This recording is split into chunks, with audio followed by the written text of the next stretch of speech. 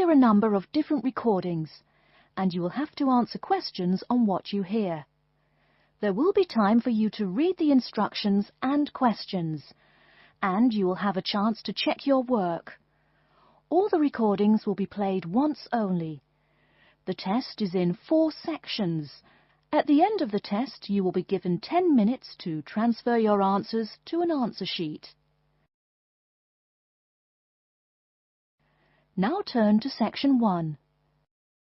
Section 1. You will hear a conversation between a travel agent and a woman who wants to go to Australia with her husband on holiday. First, you have some time to look at questions 1 to 3.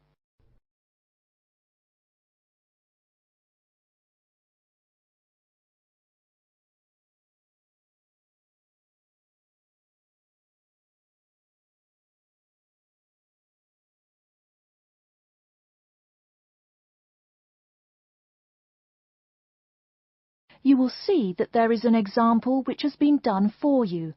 On this occasion only, the conversation relating to this will be played first. Good morning. I've been looking at your holidays to Australia in your brochure. I'm thinking of going during the second half of next month. Good morning. As you can see from our brochure, we offer a wide variety of packages to various destinations in Australia. Is there anything in particular that interests you? The woman says that she has been looking at the holidays to Australia in the brochure, so brochure has been written in the space. Now we shall begin. You should answer the questions as you listen, because you will not hear the recording a second time. Listen carefully and answer questions 1 to 3. Good morning. I've been looking at your holidays to Australia in your brochure. I'm thinking of going during the second half of next month. Good morning. As you can see from our brochure, we offer a wide variety of packages to various destinations in Australia. Is there anything in particular that interests you? Yes, my husband and I are very interested in the holidays in the outback. These holidays are becoming increasingly popular. Would you like to arrange flights and accommodation with us, or just accommodation? Can you arrange flights from Sydney?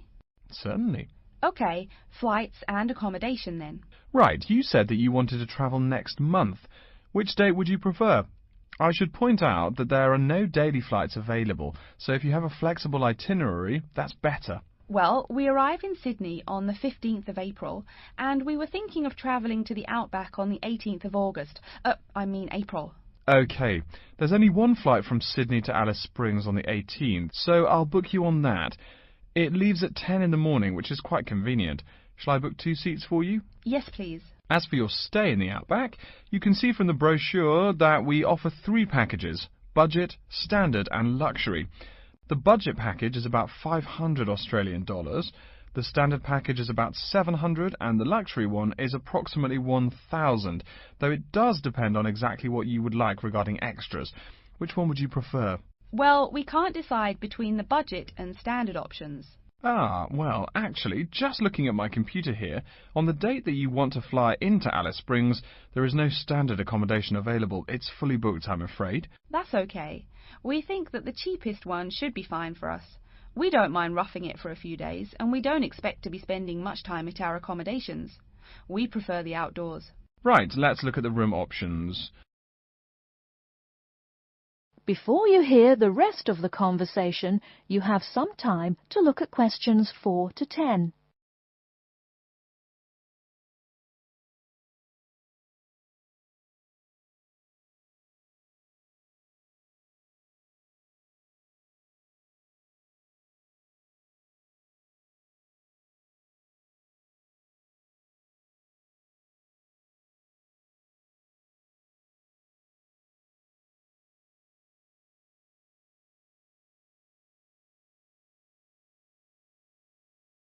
Now listen and answer questions 4 to 10. First of all, would you prefer a non-smoking room? Yes, neither of us smokes. OK. Oh, before I forget, could you book everything in my husband's name, please? Yes, of course. Are you paying by credit card? Yes.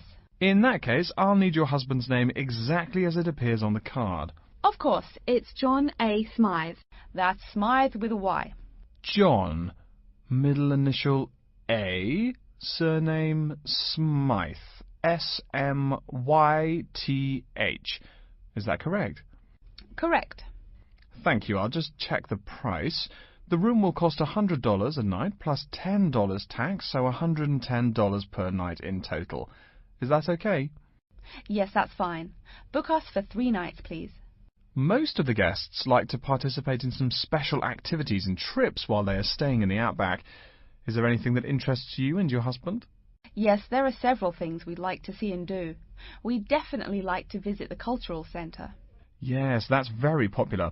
It's within walking distance of the accommodation and it's free. It's also a great place to pick up souvenirs of your trip.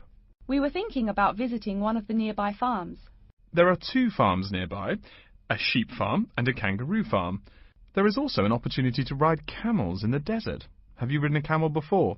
No, but it sounds like fun. Could you give me some more details about the kangaroo farm and the camel ride? Certainly. The kangaroo farm includes information on how the animals are raised, whilst the camel ride provides information on desert flora and fauna. Which would you prefer? You can arrange to see the kangaroos in the wild if you like, rather than on a farm. That sounds perfect. OK, we'll go on the camel ride and see the kangaroos in their natural habitat. OK, I'll arrange that for you. I forgot to mention that the journey also includes a stop at a place of Aboriginal artwork. It's a place well known for its stone carvings of animals and mythical creatures. That sounds great. Are the carvings in the desert? Yes. Wonderful. Well, that's perfect then. I'm sure you'll have a lovely trip, but remember that you need to take care in the sun. Yes, we're really looking forward to our trip. We really want to try to experience the dream time under the stars. Of course. That's what a trip to the outback is really all about. Yes. Now, how about the cost? That is the end of section 1. You now have half a minute to check your answers.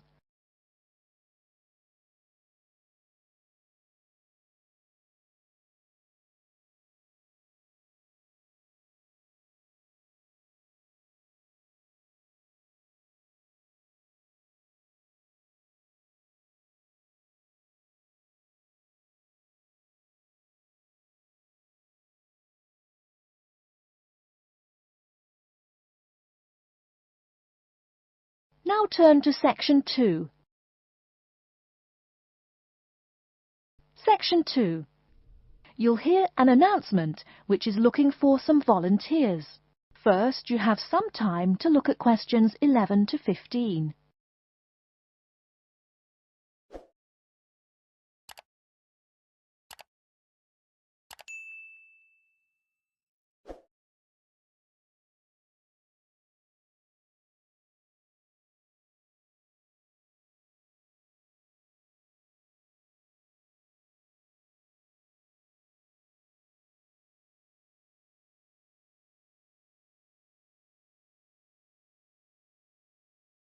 Now, listen carefully and answer questions 11 to 15. Continuing our broadcast of public service announcements, Worldwide Helpers announces upcoming vacancies for a number of volunteer worker positions. All applicants must meet the following requirements. First of all, applicants must be over 18 years of age. The company apologises, but there can be no exceptions to this rule. Second, persons interested in these positions may not have police records. Minor traffic offences like a parking ticket are, of course, no problem. But, and I quote, past and present drug users and sex offenders need not apply. The employer will, of course, check with the police to verify your clean record. In addition, applicants must supply references from past or present employers or teachers along with their recent CV. These references must testify as to the applicant's work habits and/or character. Remember, these are references from employers or teachers. A note from your dear old mum won't do. Worldwide Helpers assures me that they will contact these references to confirm they are genuine. Although all positions are volunteer, the employer will reimburse some of your expenses. For example, they will pay for transportation to and from the job site. Aside from that, the cost of phone calls is covered. Before you hear the rest of the talk, you have some time to look at questions 16 to 20.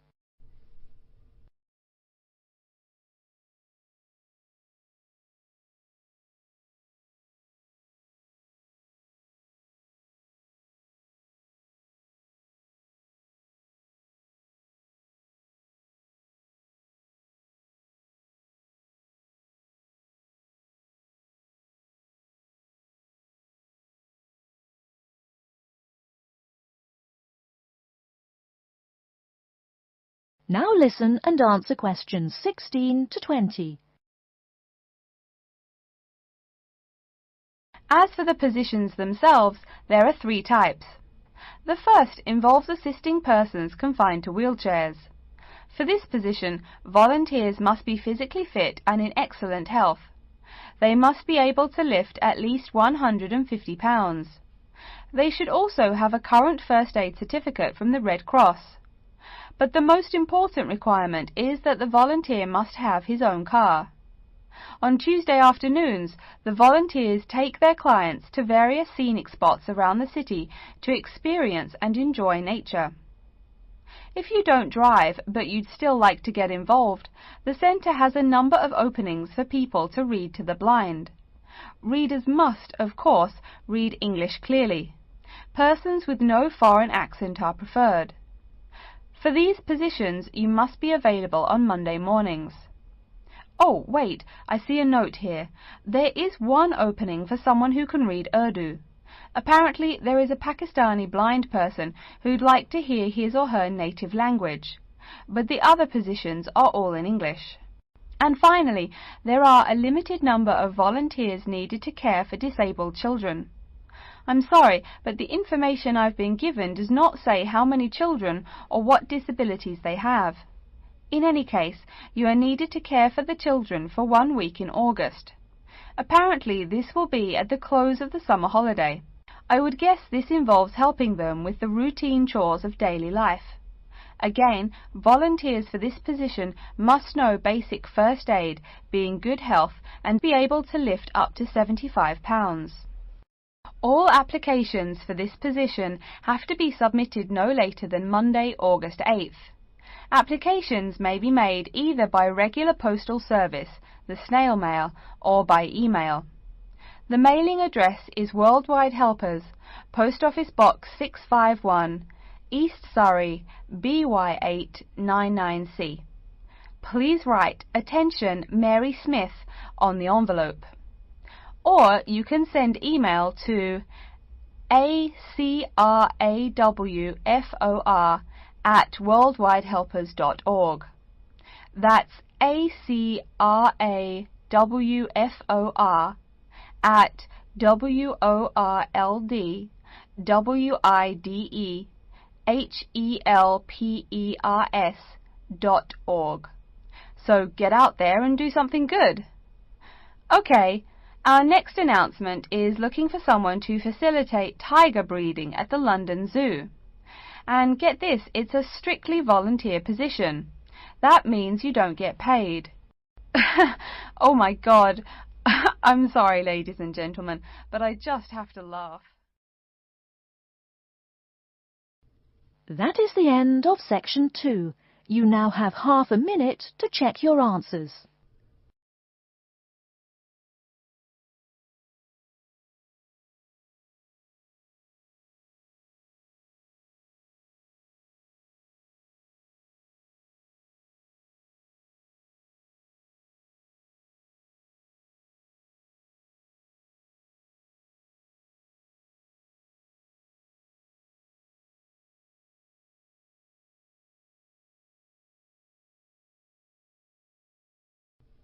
Now turn to section 3.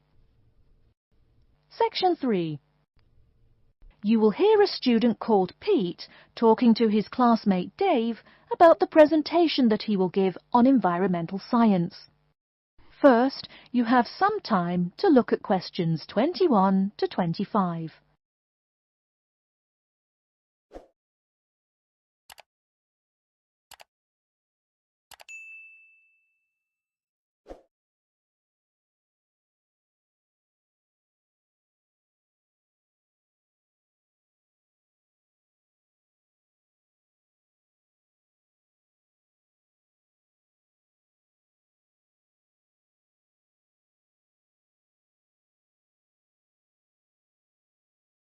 Now listen carefully and answer questions 21 to 25.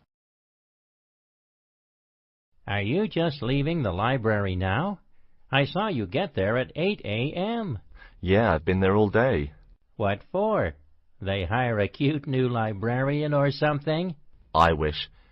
No, it's the presentation that I will give in environmental science the day after tomorrow. What's it about? I heard you were really excited about the class. And Dr. Schnee also calls you for the arcane questions, as he calls them. It's about environmental damage in the Yucatan. Excuse me, what? Or is that where? The Yucatan. It's a state in southeast Mexico. So what's happening there? Agriculture is having a really adverse impact on the environment. There are too many farmers doing too much farming. It's really destroying the forests and ruining the soil. Deforestation is a major problem there now. How did you learn about this? I don't recall Dr. Schnee saying anything about it in lecture. Yes, but my brother went there last month. You know, to look at the old cities like the Maya Indians built. That's what first got me interested. Your brother Tom? No, Dick, Harry's twin. Anyway, he told me how few trees there were now, and how much empty ground that grows almost nothing. He said the place looked more like the desert than jungle in some parts. It brought environmental damage, so I started looking for materials in the library. Here, look at this magazine. What's in it? It's an old issue of National Geographic.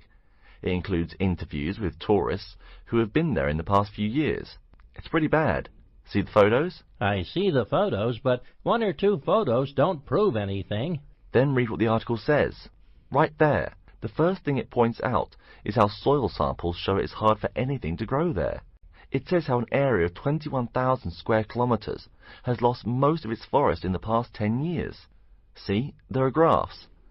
As the number of farmers increases, the acres of forest have decreased. It's an inverse relation. Before you hear the rest of the talk, you have some time to look at questions 26 to 30.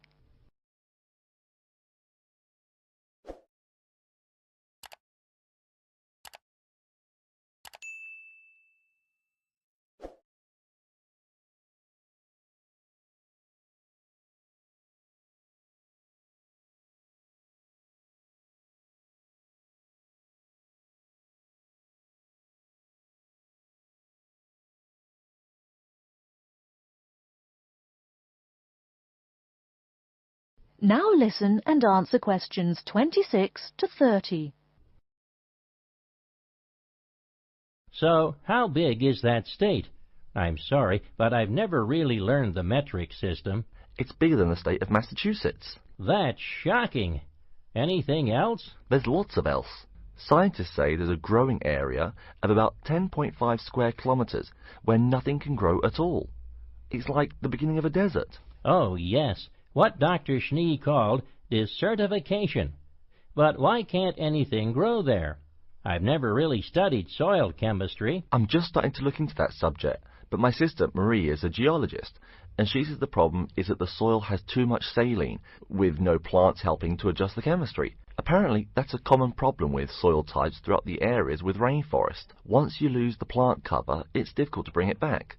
Reforestation is almost impossible, even if the land is not being used for other purposes. Wait a minute. What is saline? Saline is salt dissolved in water. Scientists who have gone there have taken measurements. They do this by gathering a sample of the soil and running a simple test that shows the ionization of the solution. The geology department in our own university has reviewed the soil at the site too. They're right. It looks pretty bad. The level of salinity is going up. But the plants that would solve that problem can't be planted in soil like that. There is a narrow spectrum of salinity in which the plants will grow. And once you pass the threshold, there is no way to put the problem right? Exactly. It's possible that no one can do anything to stop the trend now. And all because of human greed. Wait a second. How do you know these scientists can be trusted? What kind of reputation do they have? Are they reliable? Oh, they're definitely reliable. They include 4 members of the faculty from the geology department right here at MIT.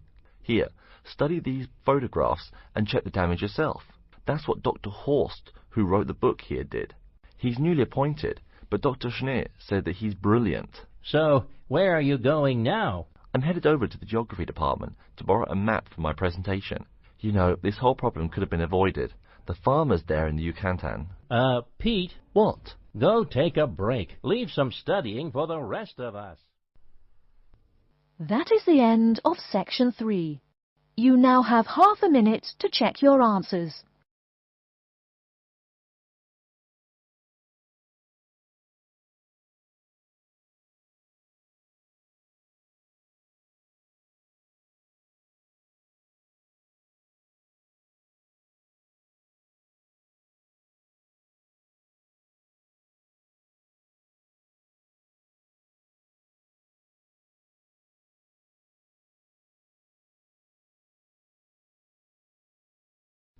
Now turn to Section 4.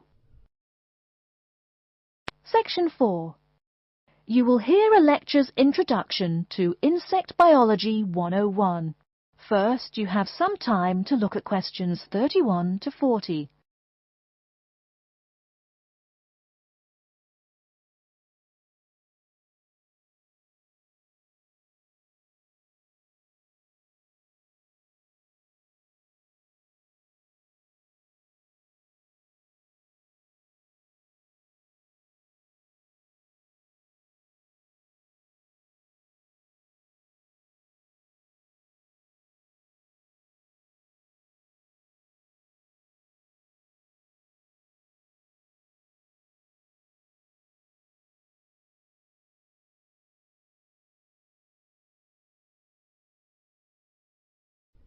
Now listen carefully and answer questions 31 to 40.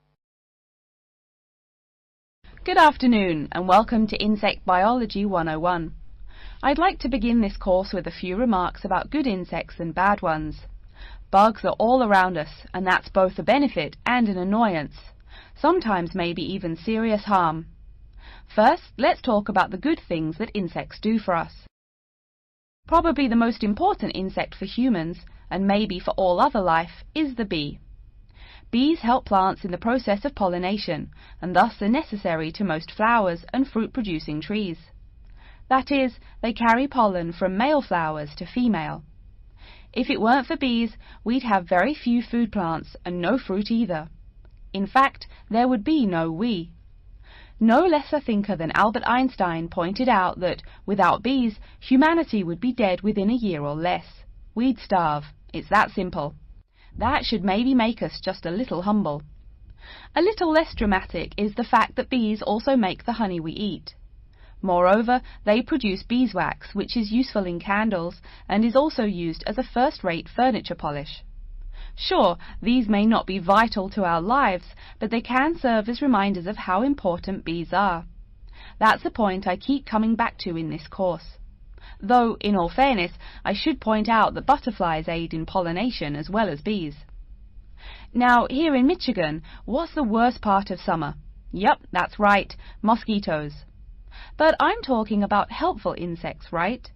So let's look at the dragonfly first. If there were no dragonflies, there would be even more mosquitoes. Dragonflies mainly eat mosquitoes and also a few other insects. Yes, that's right. They don't just fly around, and they also help to eliminate harmful insects. So the next time you see a dragonfly, don't you dare kill it. Now, let's talk a little about those harmful insects. Take the mosquitoes I just mentioned as an example. Not so many years ago, mosquitoes here in America weren't just annoying, some were even deadly. They carried malaria and yellow fever. My own ancestor, the Confederate General John Bell Hood, lived through the worst battles of Civil War, only to die at age 38 from yellow fever. A pest, not a bullet. Well, besides the mosquitoes, in summer there is also a kind of insect that never seems tired. Right, that is the fly. Before I go on talking, I must mention an African fly called the tsetse fly, which feeds on blood and can cause serious diseases in the people and animals that it bites. Besides, it is still a bearer of sleeping sickness, which affects around 300,000 people every year in Africa, and can be treated only with toxic drugs that are hard to administer. Worse still, the drugs sometimes don't work. Other insects, of course, destroy food crops. In China, for instance, locusts continue to be a danger to the harvest in some areas. Less important, but still annoying, moths eat people's clothes and dust mites slowly destroy carpets. Worse, but still in the home, termites or white ants eat wood, the wood of your house. If they are not stopped, they can eventually destroy the whole building. Usually they seriously damage a building before anyone even notices them. So, as we all know, insects can be a real trouble. So, what to do? You can go ahead and start killing harmful insects. In the early decades after the Communist Revolution in China, Chairman Mao encouraged the people to swat every fly they could see. Slogans on the walls of buildings called them "little capitalists." But flies reproduce too quickly for this to be a long-term solution. For some decades in the West, to kill insects with chemicals seemed a good remedy. Unfortunately, chemicals can only be used in a limited area for a limited time. It's a small-scale solution. The insects come back. Worse still, some of the poisons used, like DDT, were found harmful to the environment. Many kinds of wildlife, like hawks, were harmed. And people in chemical-using rural areas have one of the highest rates of liver cancer in the world. It's no secret that chemicals remain harmful to humans. Like all species, insects adapt to their changing environments at an amazing rate. When a new chemical is introduced to their habitat, the insects that survive are generally the ones with some way of resisting the harmful effects. They then breed with the other survivors, and just like that, insects become resistant to most poison in a few generations. An insect generation, remember, is a couple of months at most. So again, we have to ask, what to do? Well, there are biological solutions. Some of these are pretty simple. One is destroying the insect's habitat. You take away their home or food. Cleaning your kitchen is the best way to prevent roaches. No garbage, no food. Getting rid of marshes and swamps eliminates mosquitoes. Other solutions might include bringing in dragonflies or bats in areas where mosquitoes are many. This is a cheaper alternative to chemicals. Biological methods like this also bring no extra pollution to the environment. But you have to be careful. If you change the environment too much, you might be hurting other forms of life accidentally. One recent method of controlling insect populations involves interrupting their breeding cycle. What does that mean? It means birth control for bugs. Insects are provided with food that makes them unable to reproduce. Since they can't have babies, the population disappears, or nearly so. And since no young are born, resistance is not a problem, with no young insects developing increased resistance. Interrupt the life cycle, eliminate the bug. It's clear that we must have an understanding of the life cycle of the insect. At least, that's the plan. We'll go into more detail as the course goes along. Now, I will stop here to see whether you have any questions or not. That is the end of section 4. You now have half a minute to check your answers.